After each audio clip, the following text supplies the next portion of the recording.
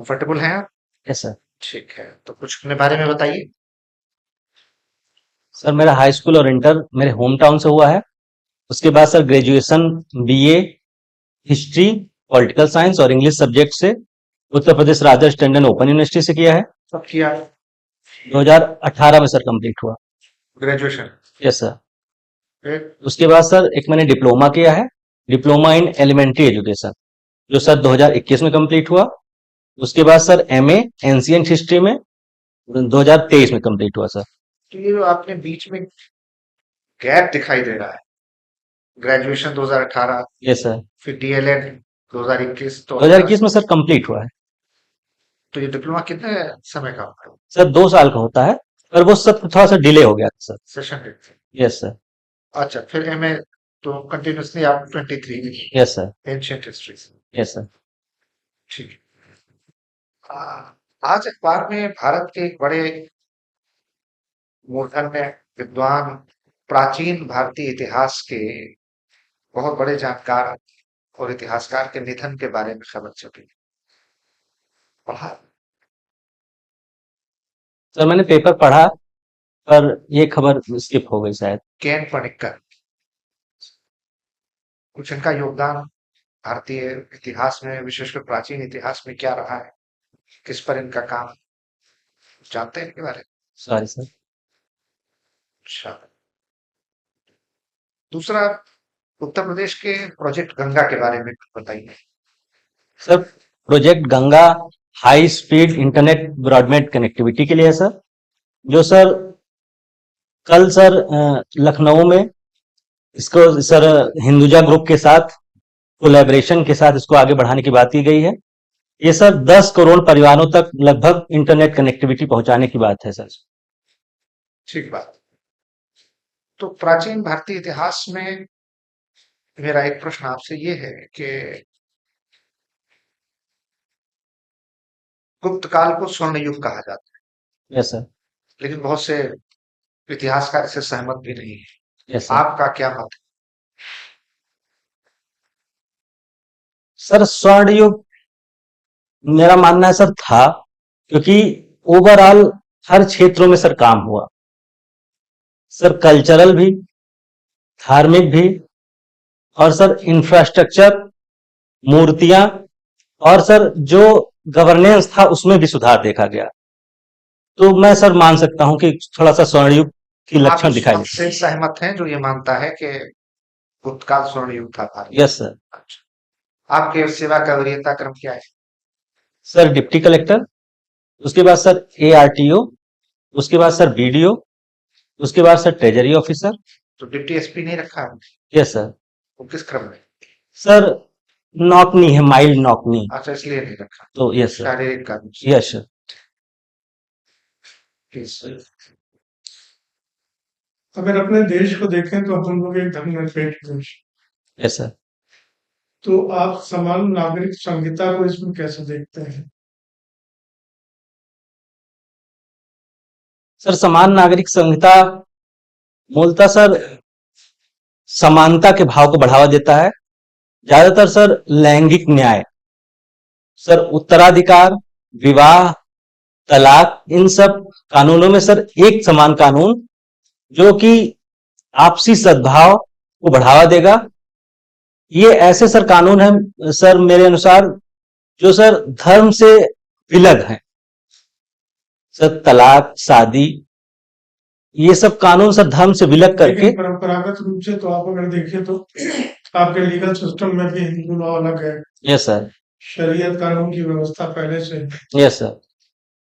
तो फिर यहाँ पे जब अभी तक सोसाइटी इसके माध्यम से सिंक्रोनाइज्ड वे में चल रही थी, यस सर। तो अब ऐसी क्या आवश्यकता है कि अब यूसीसी को लागू किया जाए अपने देश में?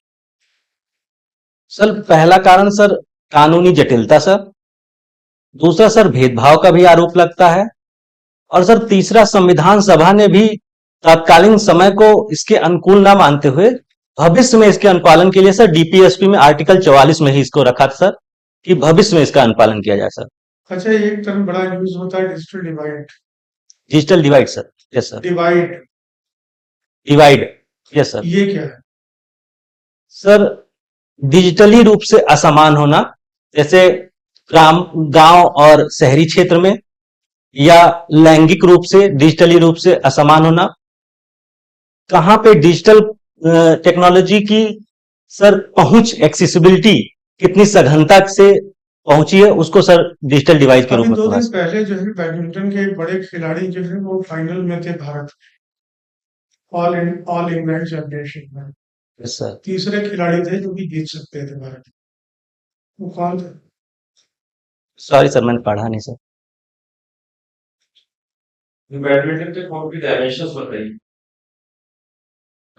Yes sir.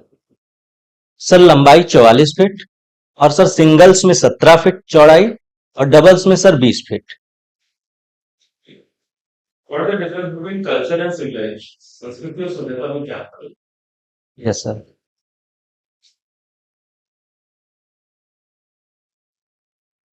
सर संस्कृति के ही मूर्त रूप को सभ्यता कहते हैं।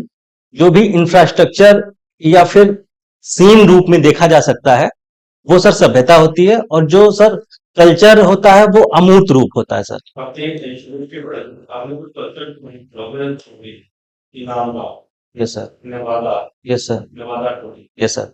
तो इनके पास जो बर्तन थे यस सर। इनका भी साइट्स मिली है। Yes sir. तो इनको कल्चर क्यों कहते हैं? इनको समझ आता है। इनके पास भी तो मूर्त था। सर मैं एग्जैक्ट तो मैं बता पाने में असमर्थ हूं, लेकिन सर शायद एक पीक पे पहुंचने के बाद ही उसको सभ्यता का टैग दिया जाता है सर।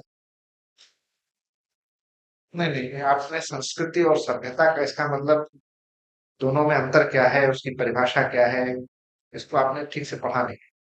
सर मैंने पढ़ा था पर अभी रिकॉल नहीं गॉर्डन कर पाया। चाइल्ड का नाम सुनते हैं? Yes sir. गॉर्डन चाइल्ड ने बहुत स्पष्ट रूप से संस्कृति और सभ्यता का अंतर स्पष्ट करते हुए 10 बिंदु बताए। कुछ याद है? Sorry sir.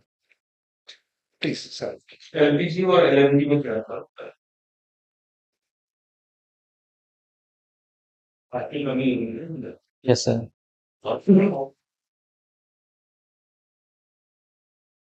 सर मैंने पढ़ा था पर अभी मुझे याद नहीं है सर। अच्छा, gulf of Hormuz yes sir. किन जलराशियों को आपस में जोड़ती है? सर ओमान की खाड़ी, और सर फारस की खाड़ी को सर। ओमान की खाड़ी और भारत की खाड़ी। Yes sir. Yes sir. Political science को पॉलिटिकल साइंस क्यों कहा जाता है? पढ़ते हम लोग ह्यूमैनिटीज में है उसे, यस सर। लेकिन विषय का नाम पॉलिटिकल साइंस, यस सर। तो कुछ उसमें साइंस के भी एलिमेंट होंगे, यस सर। कभी कहते हैं, यस सर। वो कौन से? सर इसमें विज्ञान की भाग जैसा थोड़ा सा क्रमबद्ध और सुव्यवस्थित ज्ञान, और प्रिडिक्टेबिलिटी सर जिसको बोलते हैं भविष्यवाणी करने की क्षमता काफी हद तक होती है, और तथ्यों के आधार पर निर्णय और कोई भी कॉन्सेप्ट डेवलप होता है, इसलिए सर इसको पॉलिटिकल साइंस को साइंस का दर्जा दिया गया। लेवियाथन का नाम सुना है आपने? Sorry sir. Hobbes, yes sir. Hobbes, Locke और रूसो, यस सर। ये तीनों एक स्कूल ऑफ थॉट को बिलोंग करते हैं। Yes sir. क्या है? सर सामाजिक अनुबंध का सिद्धांत। क्या तीनों में अंतर क्या था बता सकते हैं? हॉब्स का यस एक सर। एक लाइन, हॉब्स का सोशल कॉन्ट्रैक्ट, लॉक का रूसो। सर मैंने पढ़ा था पर अभी याद नहीं सर। अच्छा, गांधी के राज्य पर क्या सिद्धांत थे? Sir Gandhi ji stateless society या स्टेटलेस समाज की बात करते हैं, जहां सर व्यक्ति किसी बाह्य आरोपित नियमों के बजाय आत्मा के आधार पर चले, ऐसे राज्य की सर संकल्पना करते हैं।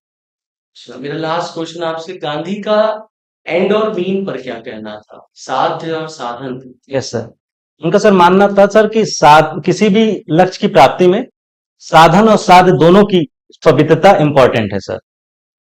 अगर हम सर साध्य की प्राप्ति के लिए अनुचित साधनों का उपयोग करते हैं, वो दीर्घकाल में प्रासंगिक नहीं हो पाएंगे सर।